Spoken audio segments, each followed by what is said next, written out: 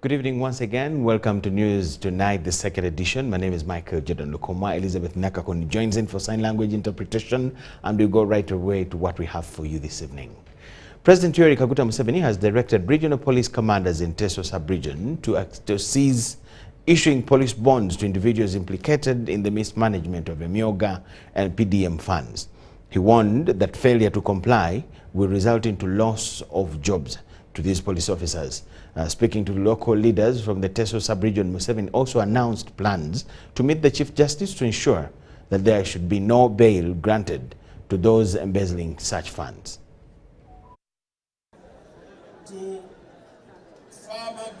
Local leaders across the entire Teso sub-region have convened this Tuesday in Komi district to share a moment with the President of Uganda, General Yoweri Kaguta Museveni, who is on his second day of the countryside with Creation Tour. And foremost, I would like to thank and appreciate the NRM government for attaining peace in the country and above all, guarantee security. Your Excellency, we want to thank you for infrastructure development within Teso sub-region, especially the road network connectivity that we are now enjoying. Leaders of the head of state, the Vice President of Uganda, and the Speaker of Parliament were among the most exciting moments of the day.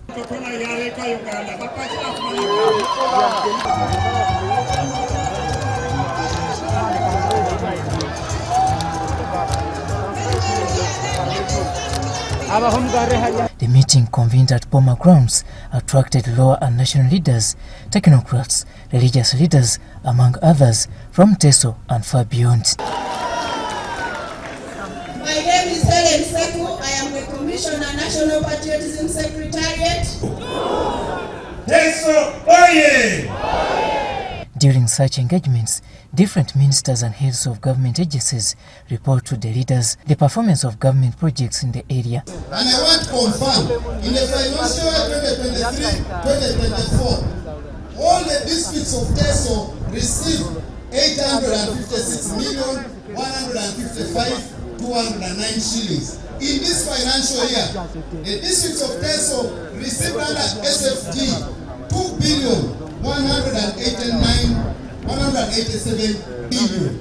Allow me to congratulate His Excellency the President for this wonderful interaction. For the first time in the history of government in Uganda, we are seeing that the government comes down to interact with the leaders at this level, where leaders are free to ask questions, where leaders are free to seek clarifications on things that they feel should be clarified by government. Before inviting His Excellency the President, the Speaker of Parliament, Anita Among, SEC member Mike Mukula, and Vice President, retired Major Jessica Alupo, addressed the gathering. I want to really thank you for coming to Teso to give accountability of the money we allocated. And I want to thank you for giving accountability not only in Teso, but also in the country by extension. Teso had a primary problem of security. You have solved it. One time you stayed here when you were in Komi and somebody said, if peace returns to Teso, Museveni disarms the Karamojong, hair will grow on your head.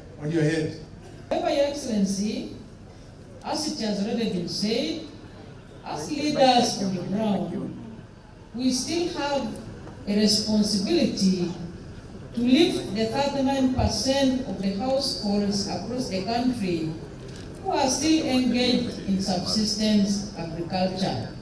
And thereafter, the President was invited to address the delegates. The wetland, because we need it. We need it for the environment, but also for economics. And we need to get you out of poverty. We shall help you, we shall develop a big project by the Ministry of Agriculture. Giving examples of Mbale Industrial Park, Museveni notes that industrialization is the way to go. What's happening in Mbale there?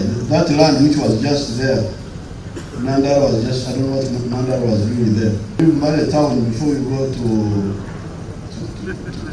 Tirinyi. There is a big town now. But there are so many factories there now. I haven't checked to know the number. You can go and check how many factories are there, how much wealth are they producing, and how many people are they employing. According to the president, this will offer breathing space to the already burdened public service. Her Excellency Vice President telling you that the public service of Uganda is about 480,000, including all the soldiers, the policemen, the civil servants, the teachers. The services and ICT sectors, President says they have equally shaped Uganda's economic transformation. He, however, emphasizes that the available peace and security should be crucial in the development of Uganda. Above all, the President invites Teso sub-region to consider embracing both intensive and extensive agriculture. However, the President has issued orders to those mismanaging the PDM and other government program funds.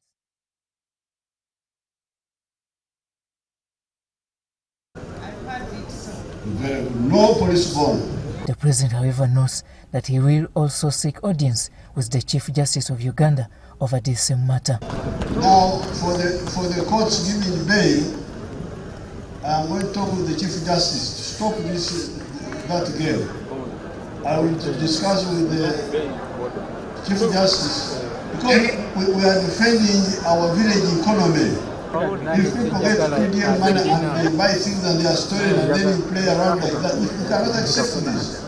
In fact, Museveni says that the wealth creation campaign has been his call since 1995, and to his excitement, many people have picked lessons and they are now well off. Robert Nyango, UBC News. President Yoweri Museveni has officially commissioned the Soroti Zonal Industrial and Skilling Hub, where he also provided additional capital to 3 already skilled young people for their various enterprises. The president proposed the introduction of 5 new other courses at the Zonal Skilling Hub to expand the scope of market supply and create more employment opportunities for the youth. Spinning.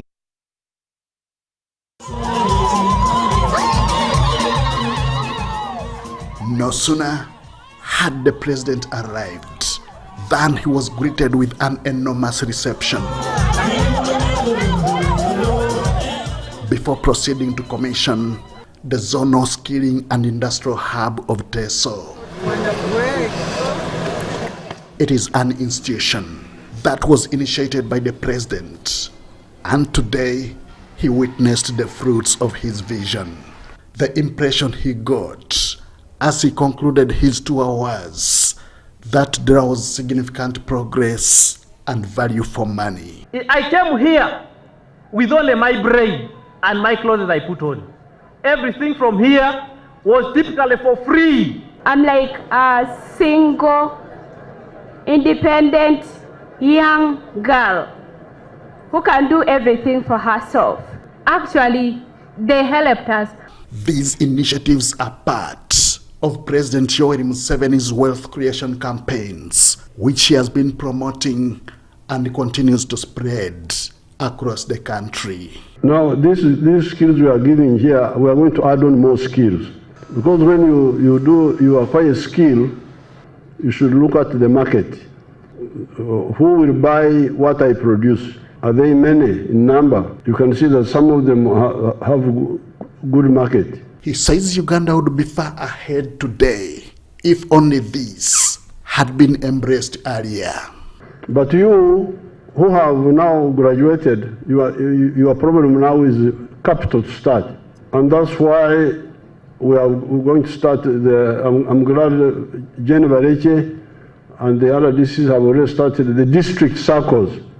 He emphasized the need to introduce more courses to widen the skilling scope and bridge the wealth creation and employment gaps. I would like them to add spinning and weaving so that you can make cloth, not only the tailor but also make. Because now you are now tailoring a cloth already made. You should learn how to make the cloth yourself, from the woozy to the cloth.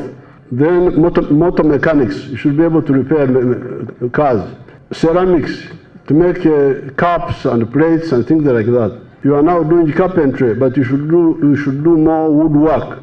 Not only was he impressed, but also other leaders who toured were overwhelmed by the initiative. There is a proverb in Africa that says, what an old man sees even while seated down, a child cannot interpret, even if a child climbs up.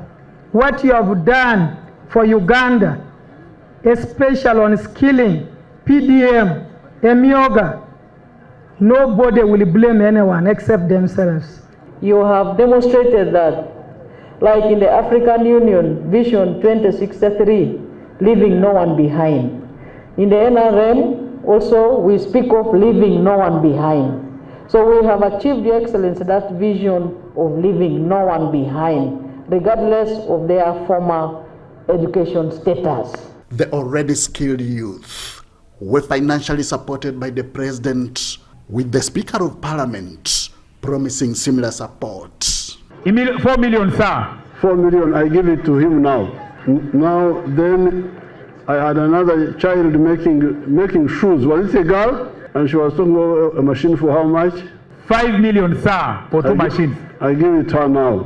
And then finally for the girl of bread. The other one.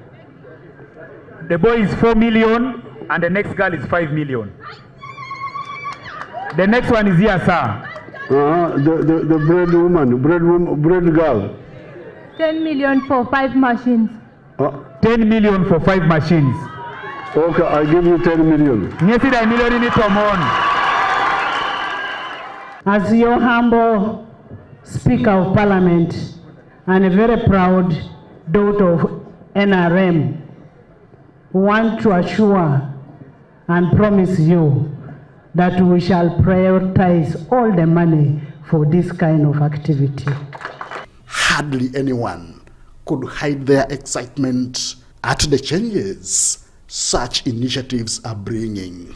And I want them to know, as you come to skill yourself, you can have a ship which can produce twice a year, and by the time you leave here, you get your tailoring machine for the sake of those who are doing tailoring. It's also going to fight mindset bondage that many of the youth have really been wasted without hope.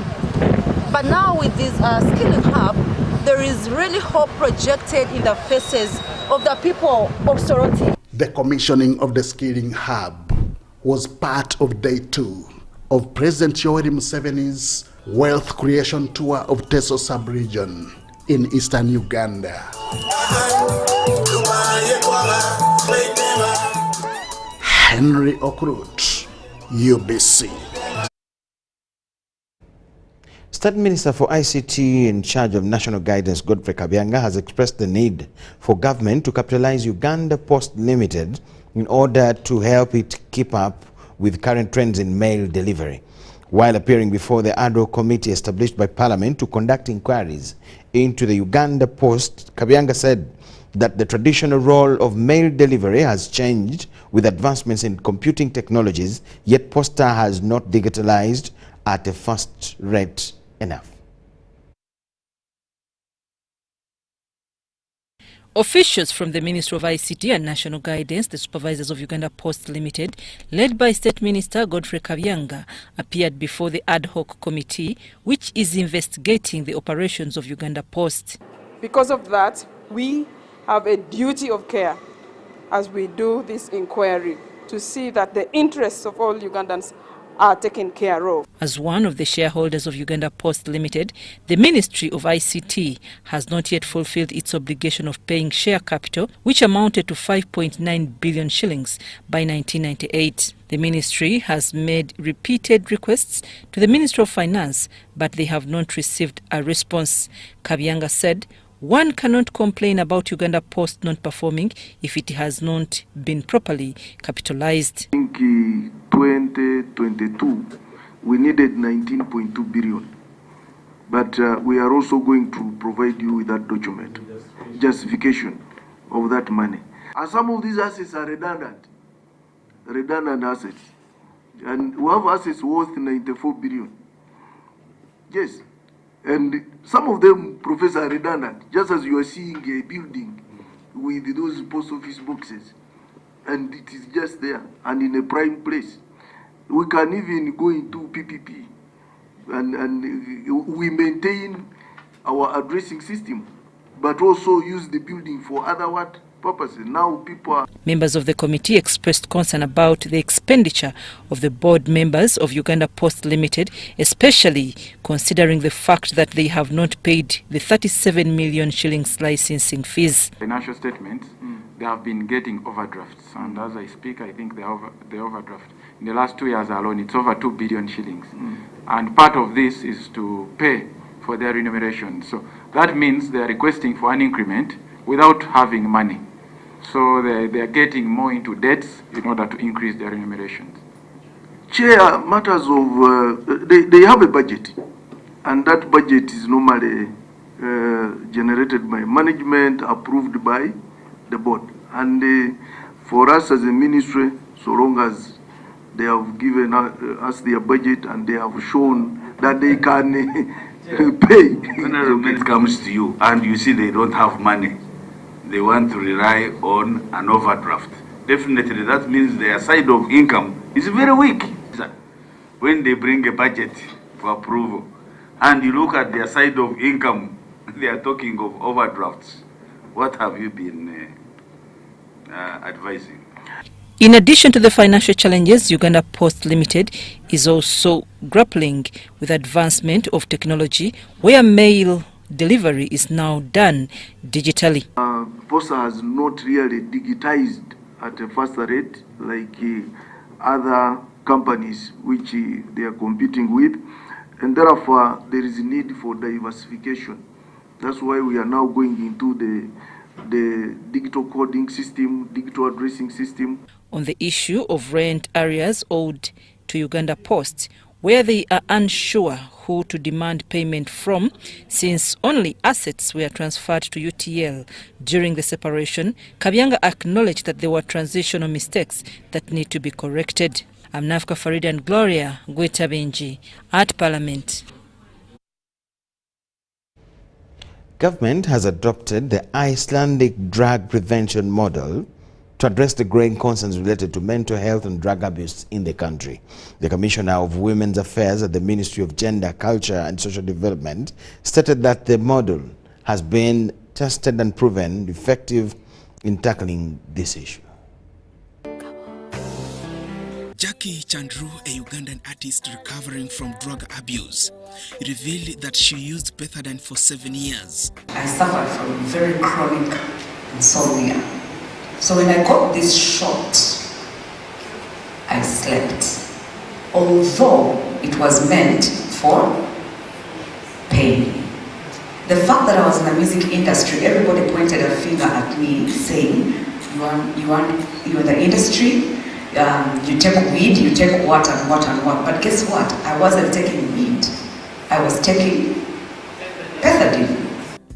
Chandru, who believes that God gave her a second chance, attributes her recovery to dedicated prayer and counseling. I am extremely happy that I am alive today, ladies and gentlemen, by God's grace, because the drug I was abusing killed a person who even has money that I've never dreamed about. That's Michael Jackson, the late. Amy Winehouse is dead. Whitney Houston is dead. So who am I? Similar cases of drug abuse have been identified as a leading factor, fueling the rising number of juveniles in remand homes across the country. What is common is that children who commit crime from the streets, they are the majority who display symptoms of drug and substance abuse. The 2023 World Health Organization report ranked Uganda second globally for drug abuse, raising significant concern among government officials. And of course, that is coming with a lot of effects, because alcohol abuse and substance abuse drain resources, financially, emotional, the human resource, but also has far-reaching implications, not only to the person who is addicted, but also the community. In response to this crisis, the Icelandic drug prevention model has been introduced to reduce subsistence abuse. Our main focus is on enabling communities to implement interventions and activities and actions that prevent addictions and substance use with kids. And we focus on 4 domains. We focus on the influence of the family on the behavior of children. We focus on the influence of leisure time, the influence of friends, and the influence of schools. The model is going to, focus on prevention from a very young age, so that the children, the next generation, goes knowing the risks of drugs and what comes with it. So we are grateful for Iceland coming to partner with us through its the Planet Youth. According to the government, the approach has been tested and proven effective in 22 countries, where it is currently being implemented. So by Uganda joining the few countries implementing the model, it's an opportunity for us to prioritize issues around drug abuse. Oko Joseph, UBC. The Minister for Agriculture, Animal Industry and Fisheries, Frank Tumwebaze, has assured stakeholders in Uganda's coffee sector that the Uganda Coffee Development Authority mandates remain in effect until relevant functions and laws are amended, despite the dissolving of its previous structure within the Ministry of Agriculture. Addressing the media in Kampala, the minister revealed that the European Union has extended the registration deadline for coffee farmers in the country by 1 year.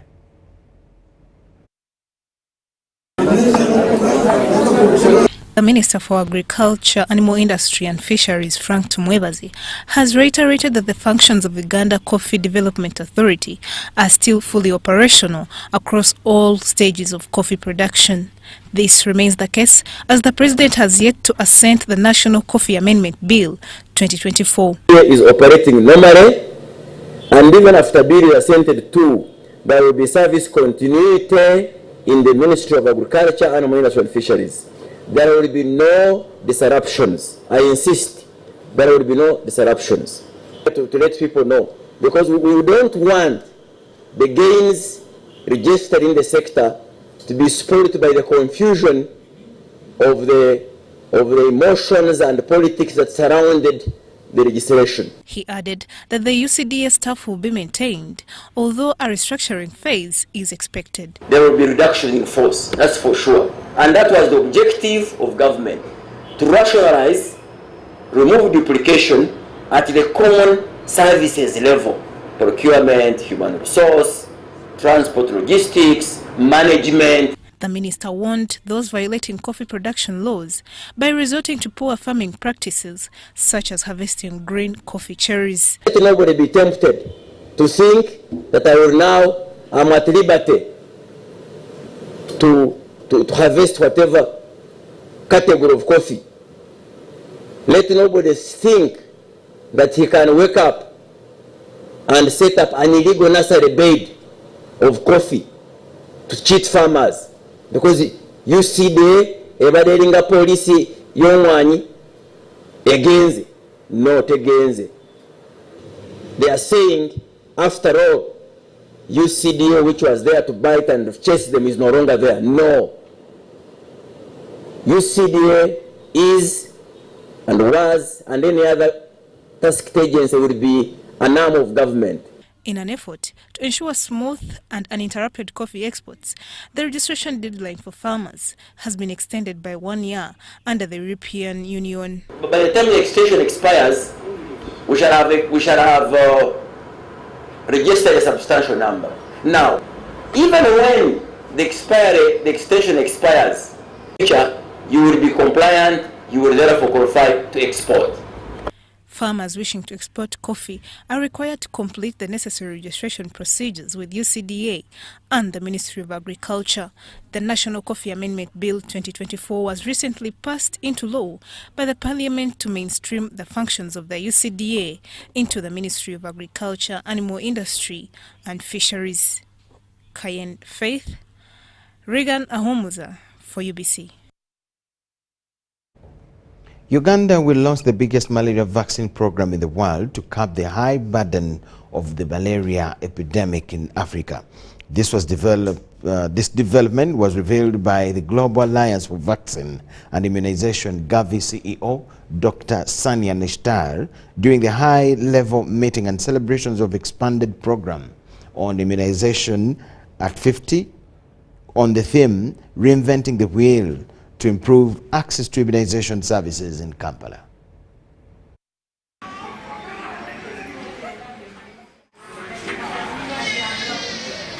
Immunization has contributed to Ugandans' health outcomes over the years, with significant decline in child mortality rates.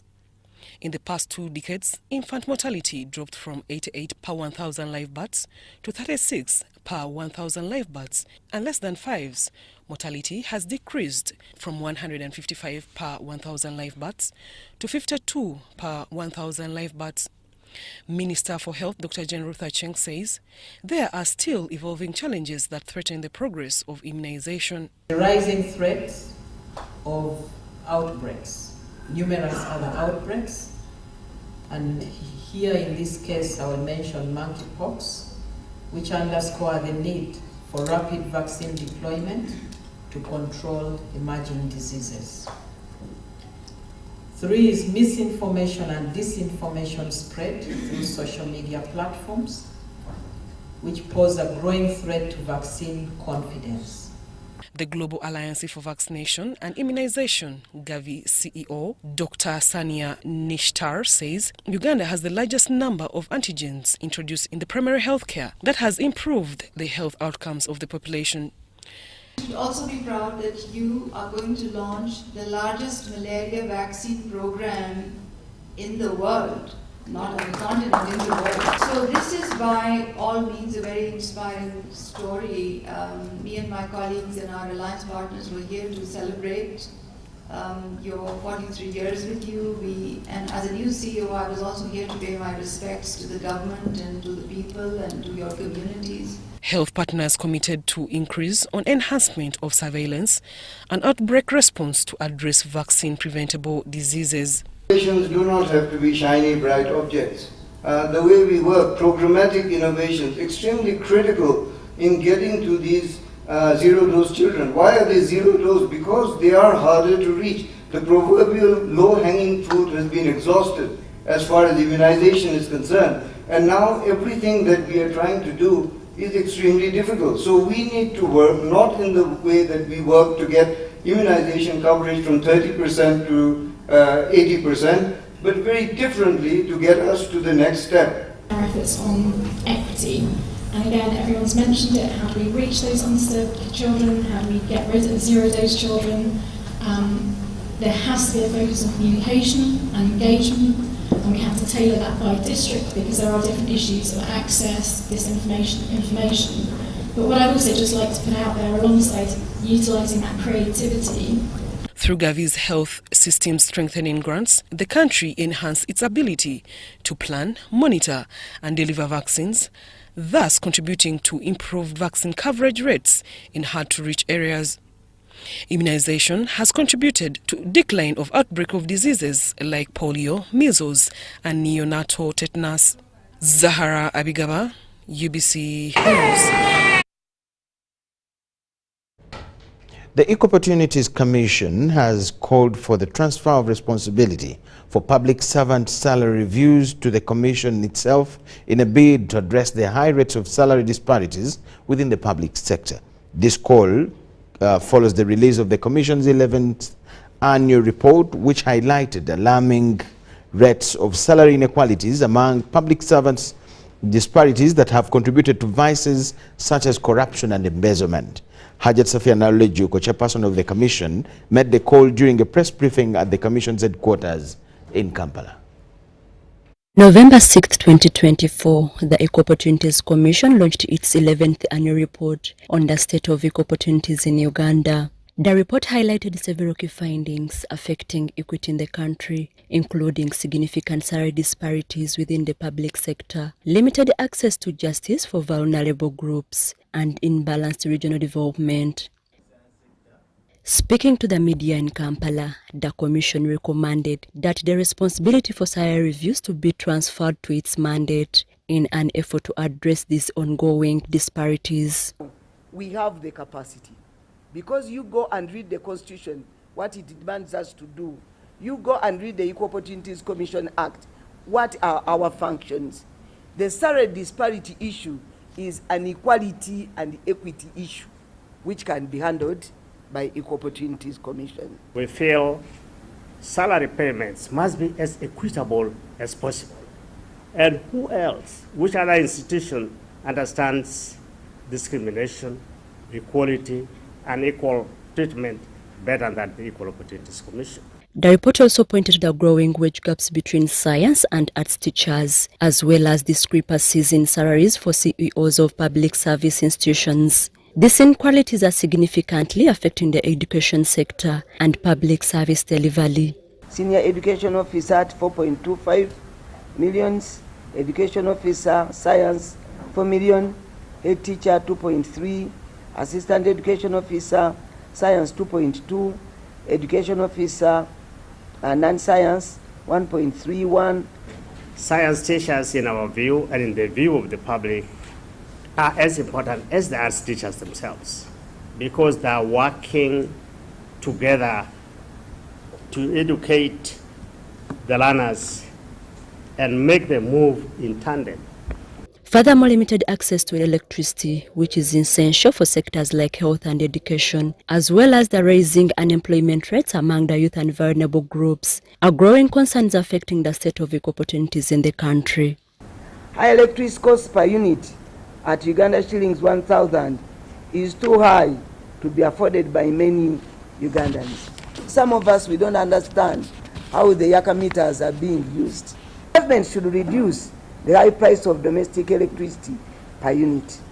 Hajati Safia Nalejuko, chairperson of Equal Opportunities Commission, urged Ugandans and policymakers to use these findings to hold their representatives accountable, particularly during budgeting and planning processes, to ensure that no one is left behind. Just start from where we have ended, and then you see how this work can help Ugandans. Everybody should participate and benefit from the development of this country. Suzanne Nabugudde, Rebecca Nantongo for UBC News.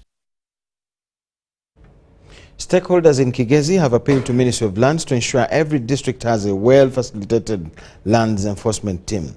During consultations on the draft Uganda National Land Policy 2024 in the Ankole and Kigezi regions, participants also asked the ministry to have land buffer zones.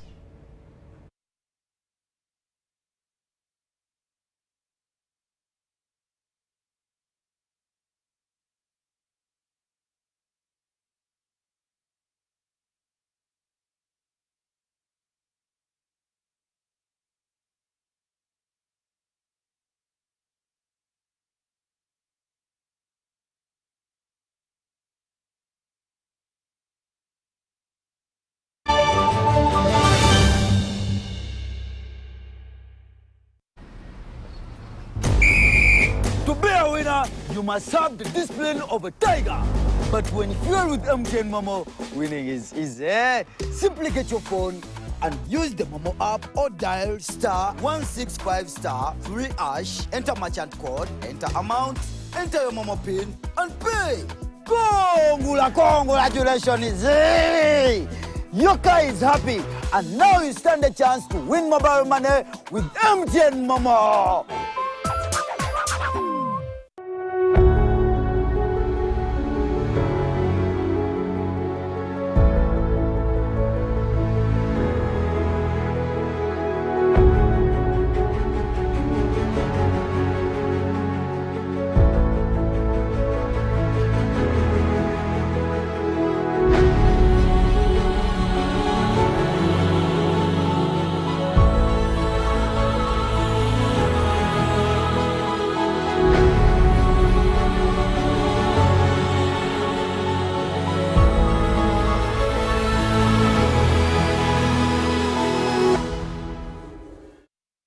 Do you need data collection services, data analysis and reporting, monitoring and evaluation systems? Then contact Mood Technologies, a professional research firm that has provided many organizations with timely research solutions for over 15 years. For more information, visit www.mt.co.ug or call us on 0704 913 399 or 0782 602 963. Visit our office in Kampala at Sayuni Complex in Tinda. Mood Technologies, your professional research firm. In the heart of Uganda, a financial revolution is happening. We were once left out, saving the old-fashioned way, with an unexpected savings pot, keeping it too close for comfort. But now, we found a better way to save and manage money. Download the Wendy app from Google Play or App Store or dial *229#. With Wendy, your money is safe and you can earn interest daily. Visit your Google Play or App Store or dial *229# to register. Wendy Wanawoli.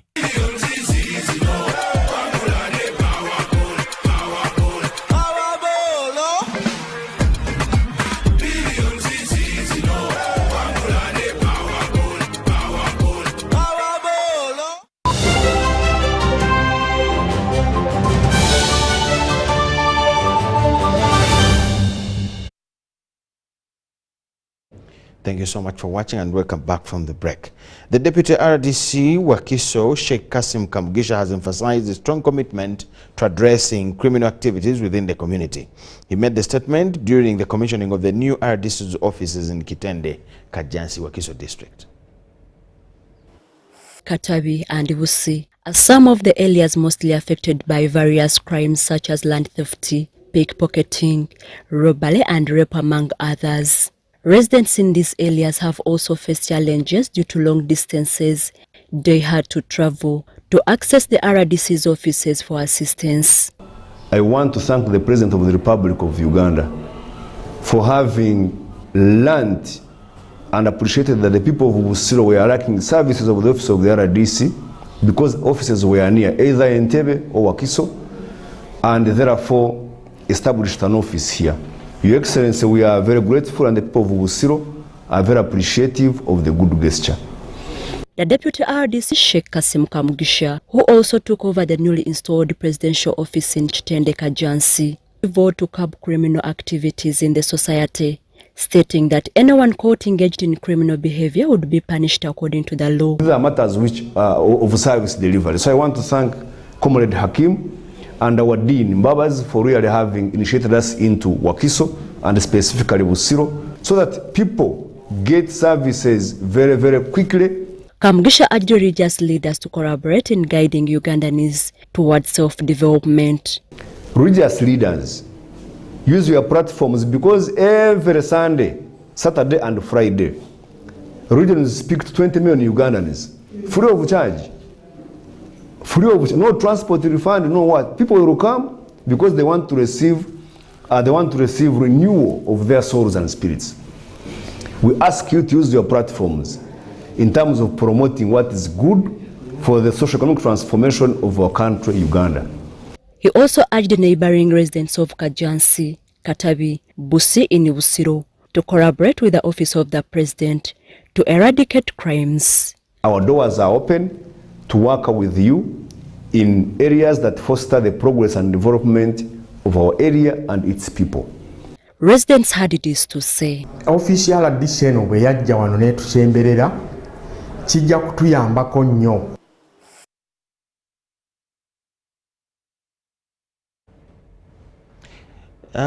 In a training to counter violent extremism in Africa, media professionals and civil society representatives from Africa have observed that poverty, unemployment, religious misinterpretation and marginalization fuel violent extremism activities in African countries. IGAD Center of Excellence for Preventing and Countering Violent Extremism has trained media professionals and civil society representatives from African countries on strategic communication to counter violent extremism. The regional training at Trademark Hotel in Nairobi, Kenya, fosters cooperation among key players to reshape narratives surrounding violent extremism and its ideologies. Participants from Djibouti, Ethiopia, Kenya, Somalia, South Sudan and Uganda met to address the threat of violent extremism in the Horn of Africa and East Africa regions. People with disabilities are also being used by terrorist and extremist groups to deliver weapons or even pass their messages.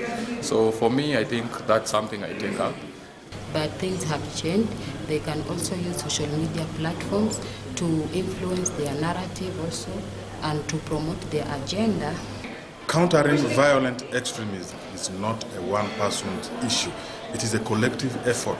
So how does this collaborative platform strengthen efforts to combat extremist ideologies? We wanted particularly the media to understand the challenges and the good work that the CSOs are working. And also CSOs also to understand the role of media in preventing and countering violent extremism. From that, we wanted to create a strong network where there is a strong collaboration in PCV issues, because this particular issue of violent extremism require a collective approach, a collective response. In the meantime, participants explored critical topics on threat analysis, counter-narrative development, and audience engagement strategies. So, the indispensable role of media and civil society will counter the spread of extremist activities. It is important to bring the civil society and the media together so that, one, we can explore and provide a platform on how can they best work together to undermine the violent extremist ideologies, and secondly, to develop joint messages which can be used to undermine the violent extremist ideologies. Participants identified poverty, unemployment, religious stigma, and lack of education as key drivers fueling violent extremism. They also grasped extremist ideologies and had insight into effective channels for engaging communities at risk. One thing I'm taking away from this workshop is that extremism has no religion. All of us have to work together and call for peace and make sure that the young people really have better options instead of going to promote this violent extremism in the region. As the media, we have a different version of what the society outside there is expecting from us. So, to the experts, a united front of media and civil society in sensitizing local communities will mitigate the risk of radicalization and create a lasting peace and resilience. Bella Masangano and Robert Bwaita for UBC News. Minister for Justice and Constitutional Affairs Norbert Mao has condemned foreign countries that interfere with Uganda's decisions on bills, laws and acts. He was addressing the 29th Joint Government of Uganda Development Partners Access to Justice Sub-Program Annual Review report in Munyonyo.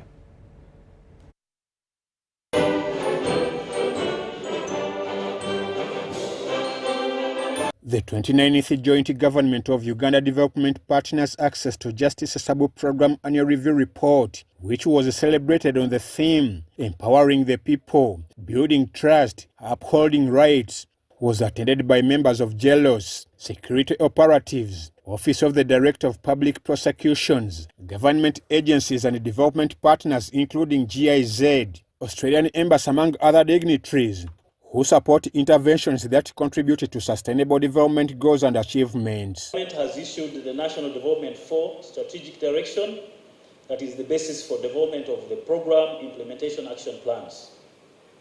The JELOS, together with other actors under the Governance and Security Program, have developed a program implementation action plan for the NDP4. They called for investment in data collection centers, for among others to focus on these key result areas: enhancing efficiency in the delivery of justice, law and order services. The head of office, Australian Embassy Development Corporation, Dr. Kajaru Switha highlighted achievements and impacts in the annual review report. Where the rule of law is strong, corruption diminishes, security increases, and economic growth thrives.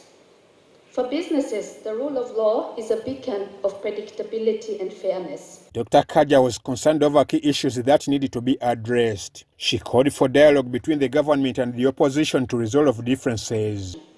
And we also welcome the recent establishment of an LGBTQI desk at the Commission. Freedom of assembly is a fundamental principle of democracy.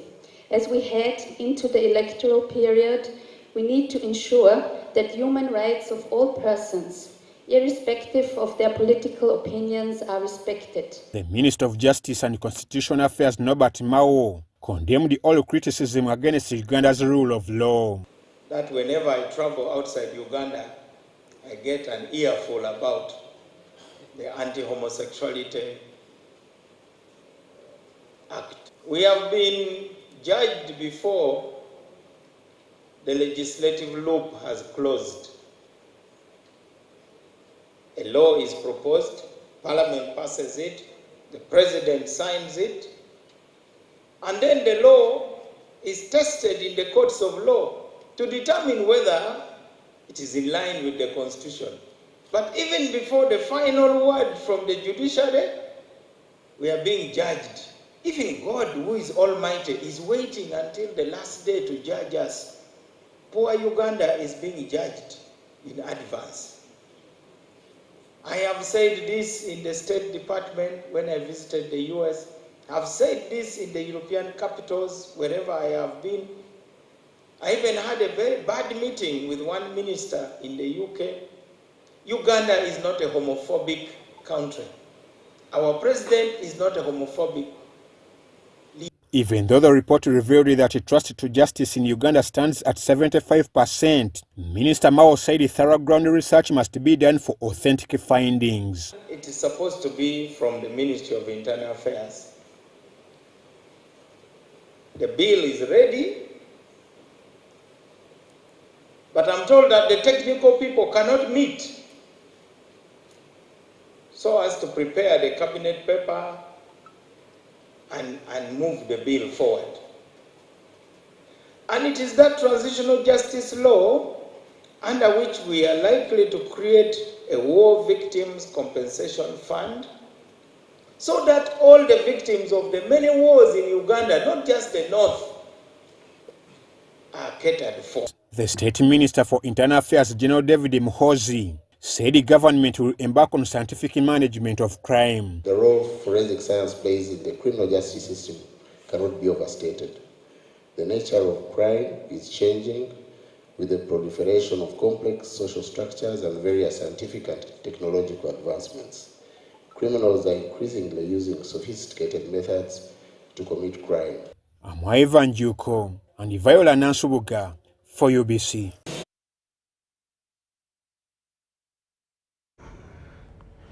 A two-day Grand Luwero District Education Conference to identify solutions to challenges hindering the delivery of education is set to be held.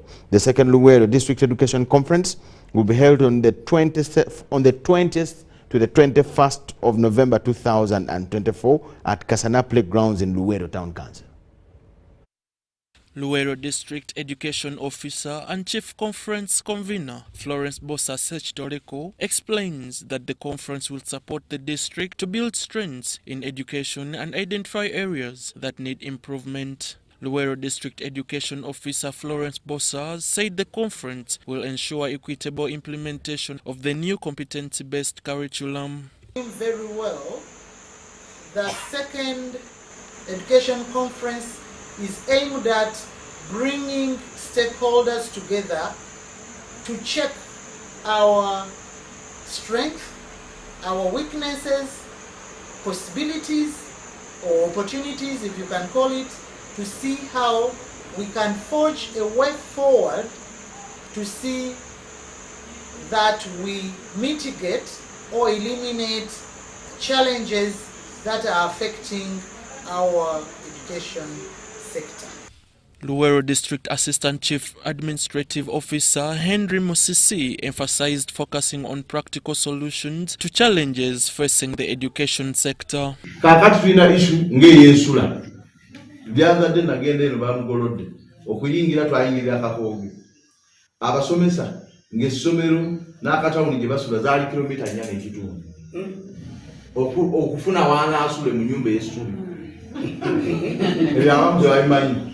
One senior educationist, Dan Sajabi, said the education conference will upgrade the district's education offices to meet national standards.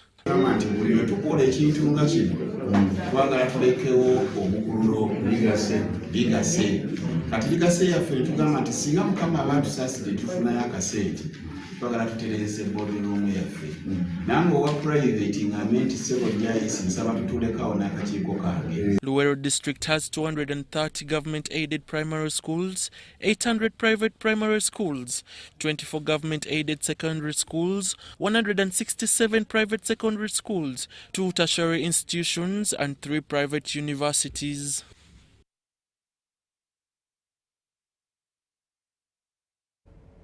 Stakeholders in Kigezi have appealed to Ministry of Lands to ensure every district has a well-facilitated land enforcement team. We have details to this.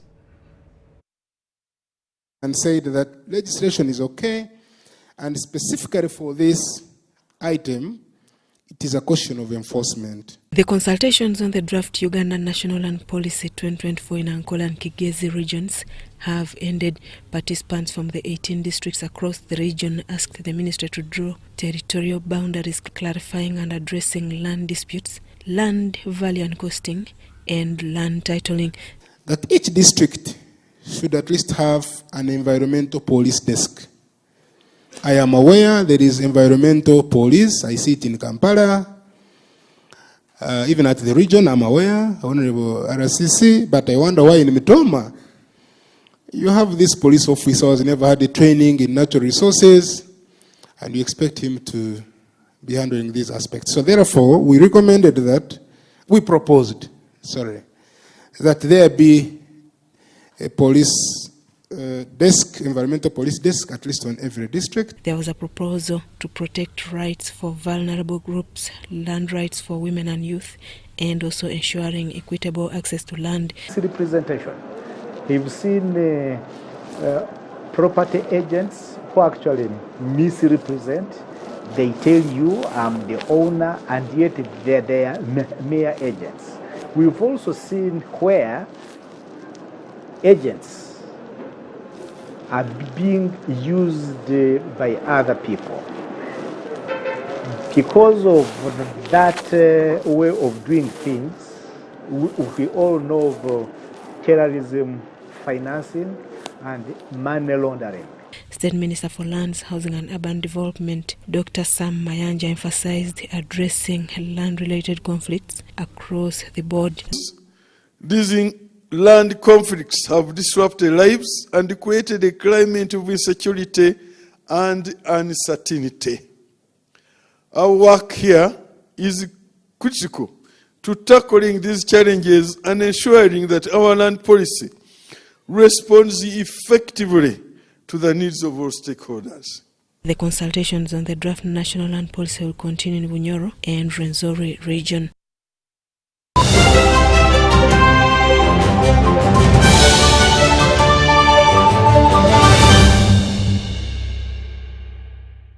Likira okusa okubeera omuwanguzi tomalaga safa okusa kwa bafala kyekyo ani akuwadde olukusa okutuyana ojja kutuyana mu biseera bye eby'eddembe sereka emikono tugende okuwangula kuzibu ne bw'okozesa MTN Momo bwangu sasula obagula ne Momo okufuna omukisa okuwangula mobile money buli lunaku kozesa Momo app oba nyiga *165*3#.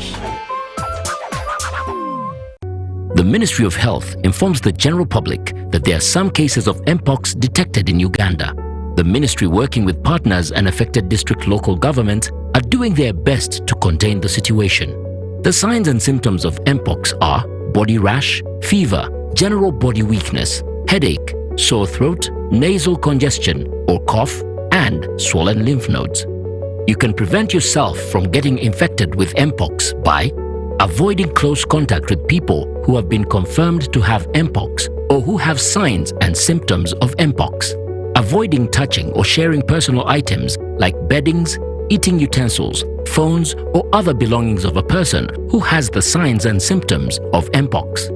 Avoiding contact, including eating, with all wild animals, alive or dead, especially those known to carry the virus, such as rodents and monkeys, and those that appear sick or have been found dead. Getting vaccinated if you're among those who have been identified to be at high risk of Mpox infection. Mpox is treatable and usually goes away after 2 to 4 weeks. However, it can be severe, causing even death, especially among children, pregnant women, and those with other health conditions. For more information and support, contact your nearest health worker. Call the Ministry of Health's toll-free line on 0800 100 066 or send a free SMS to YouReport on 8500.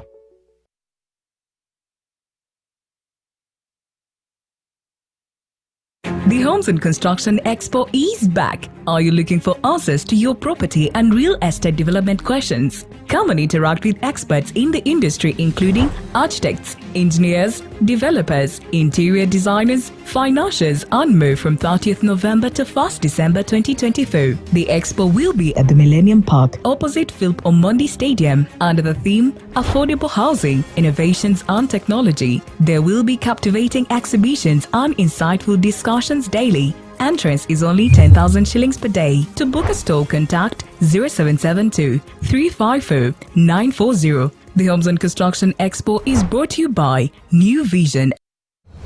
Did you know it's better to build a hedge at the edge of the cliff than a hospital at its bottom? Oh yeah, that will be the theme for the Young Orators Speaking Competition Grand Finale that will take place on World AIDS Day, 1st December from 8:30 a.m. at Makerere University, Sidat Auditorium.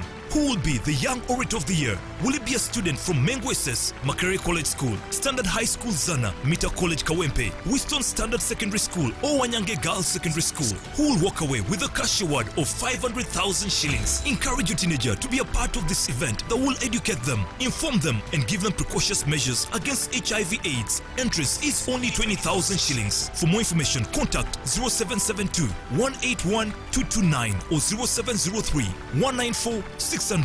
Organized by the Association of Uganda Public Speakers, using our voice to impact our world.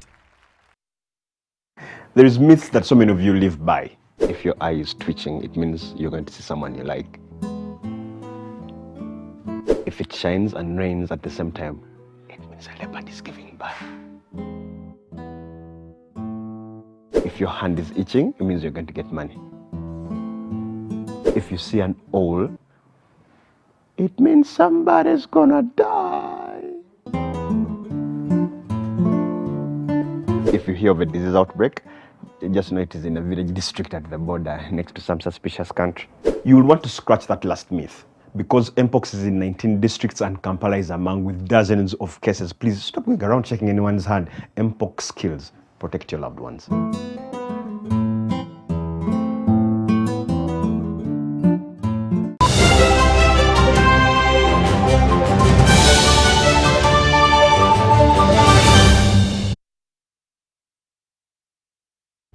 In a joint meeting between Kampala Capital City Authority and Ham Enterprises proprietor, all works at the Jugula Channel, Nachivubo, have been ordered to stop in order to first assess the impact of this controversial project that has had on the existing infrastructure around Owino Market. The agreement has been reached after the two parties led by Acting KCCA Executive Director Frank Rusa and Mr. Amis Chigundo of Ham Enterprises held a bilateral meeting at KCCA offices in Kampala. The Jugula Channel Nachivubo, located around St. Balikudembe Market, has become a controversial hotspot, with the KCCA team saying Ham Enterprises was not approved prior to the start of the construction of a building on the channel. A letter issued on 18th November by KCCA to Ham Enterprises recommended a stop on the construction. The order required halting of works within 7 days. According to the letter, the developer asserted the existence of building plans issued in 2017, which KCCA says is no longer valid. HAM has got no approved plan for that structure, which is being put up at a very supersonic speed. So it ought to be demolished. Permission is illegal. I think he just corrupted the 50 individuals, more so from Central Division, and they allowed him to go on. Because we looked for them, they are nowhere to be seen. One individual cannot overrun the majority. Because those people cannot talk to HAM, they fear him. He has done enough havoc. And Ugandans must know that things done with impunity have a limit. They have a limit. This afternoon, KCC Executive Director Frank Rusa and his team plus HAM Enterprises have reached a consensus which will see all works at the construction site halted to allow clear analysis of the site, assess the construction works and impact they are having on the neighboring infrastructure. Earlier on this morning, the KCC Building Committee leaders made a futile attempt to serve a stop order to HAM Enterprises, which is behind the construction. So today we had gone down there to serve our brother HAM Chigund a stop order on what is happening, because he's having a structure, he's putting a structure on the Nachivubo channel. Nachivubo channel is one of the best resource you have to manage floods in Kampala. And you cannot put any structure on Nachivubo channel without council's approval. Council's approval means it has to come from the executive director. They give technical advice. It comes to the executive committee. We go through it. Then it goes to council. Then you can approve it, if we so wish. But specifically this one, Nachivubo channel, we do not think any policy can even pass to put a structure on Nachivubo channel. The KCCA team, upon arrival at the controversial site, they took off after allegedly being attacked by unknown men guarding the site. And the purpose of their visit today, first of all, was to serve them with a notice that, please, whatever you are doing is illegal and you should stop forthwith. And also to demand that you pull down whatever structure you have put in place against the law. And today, they visited the scene in execution of their duties within the mandate they have under the law. What happens? Hell breaking loose as they descend down on the scene with guns unleashed on them by HAM with the full protection of police. The police, for all intents and purposes, were deployed there to protect the goons. And it has been the practice here. We condemn this behavior of HAM, this conduct of HAM and his team. Mr. Hamis Chigundu says CAF inspection team came and told them Nachivubo Stadium surroundings must be up to the standard, with channels around and infrastructure well built. Mr. Chigundu says a clear route for access to St. Balikudembe Catholic Church is going to be put there. Crispus Arinitwe, UBC News.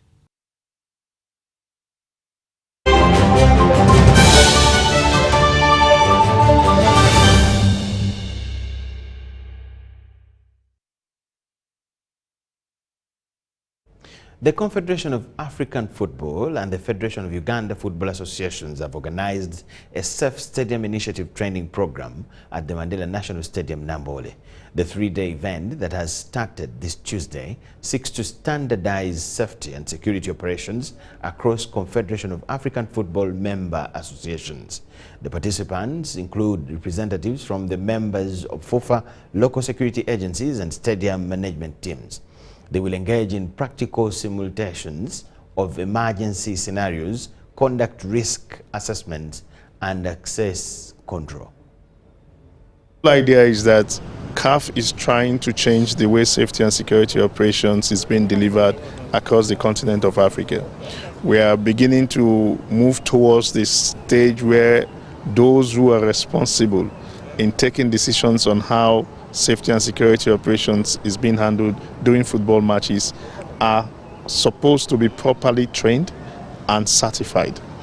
don't forget, when we talk about safety and security in stadiums, we are talking about human lives. And more importantly is also to standardize the operation so that everybody will begin to understand the regulations and apply these regulations in their respective clubs. And before you know it, in the near future, Africa can be comparable in terms of organization of football matches to what we see outside the continent of Africa. The Federation has a vision to be #1 football nation in Africa, on the field and off the field. And the Federation realizes that the game of football should be something that is for family entertainment, and safety is paramount in order to have that entertainment coming in. So in order for the people who maintain and keep the safety and security around the stadium to be able to do their work very well, we thought it wise that we apply to the people who have organized matches at a higher level to come in and train our own people, especially now that we are about to host some of the big competitions in Africa. So it is fitting that it is scheduled now, especially in between the international matches that are being played in Uganda, but also at a time when we are preparing to be able to host international matches like CHAN and AFCON in Uganda. From Wakiso Giants, I'm glad and happy for the Federation of Ugandan Football, that is FUFA. They have given us a greater opportunity. I think this is the second time. We had the first one during lockdown. It was online. This one is physical. The instructors are with us here. We're asking them questions, and they're giving us more knowledge on how to control the crowds, actually the security and safety of our football matches, beginning from the grassroots. These are the clubs, UPL matches. How should we control the access of these funds?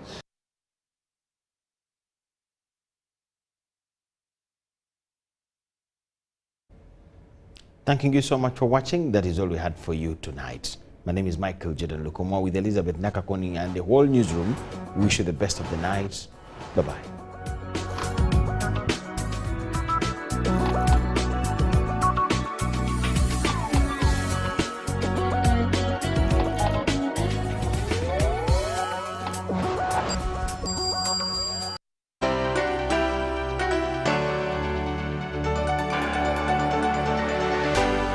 UBC, inspiring Uganda.